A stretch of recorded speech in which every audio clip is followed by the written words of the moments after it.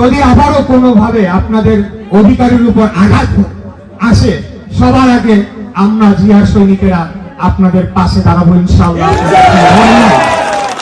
প্রিয় ভাইরা, আজকে আপনাদের মাঝে উপস্থিত হতে পেরে এবং এই মহতী কর্মসূচিতে অংশগ্রহণ করতে পেরে আমি নিজেকে ভাগ্যবান এবং ধন্য মনে করছি।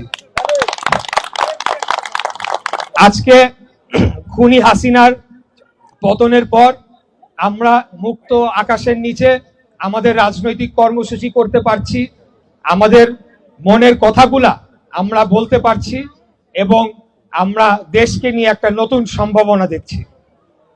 এই যে আন্দোলন হয়েছে, যেখানে খুনি হাসিনা পালিয়ে যেতে বাধ্য হয়েছে ছাত্র জনতার আন্দোলনের মুখে, তার মূল নেতৃত্বে, মূল কারিগরে 16 বছর ধরে আমাদের নেতা দেশনায়ক তারেক রহমানের অবদানটাকেই আমাদেরকে প্রধান হিসেবে ধরে নিতে হবে। এটার অন্য কোনো ব্যাখ্যা নাই। আজকে আমাদের নেতা দেশনায়ক তারেক রহমান উনি 31 দফার যে কর্মসূচি দিয়েছেন, সেই এক কর্মসূচির মধ্যেই পুরা বাংলাদেশ রাষ্ট্রকে পরিবর্তন করে একটি উন্নত, শক্তিশালী, সমৃদ্ধ রাষ্ট্রে পরিণত করার সকল যে সংস্কারের প্রয়োজন সবকিছু তার মধ্যে রয়েছে। এবং সেখানে বাংলাদেশের আপামর জনগণের ভোটাধিকার সংরক্ষণ, কথা বলার অধিকার সংরক্ষণ, ন্যায় বিচার পাওয়ার অধিকার সংরক্ষণ এবং আমরা সকলে দল, মত, ধর্ম, বর্ণ নির্বিশেষে, গরিব ধনী নির্বিশেষে সকলেই আমাদের একটাই পরিচয়, আমরা বাংলাদেশী নাগরিক, আমাদের সকলের সমান অধিকার, সেটি নিশ্চিত করা হয়েছে। আজকে আমরা তার দেশনায়ক তারেক রহমানের সৈনিকেরা আমরা মাঠে রয়েছি।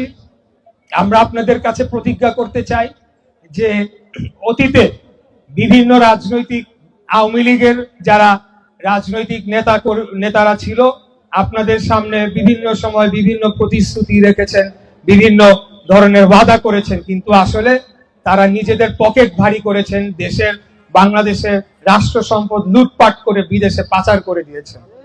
আমি এই কথাটাতে জোর দিতে চাই যে আমরা সেই ধরনের কোন ধরনের অসৎ উদ্দেশ্য নিয়ে আপনাদের সামনে আসি নাই।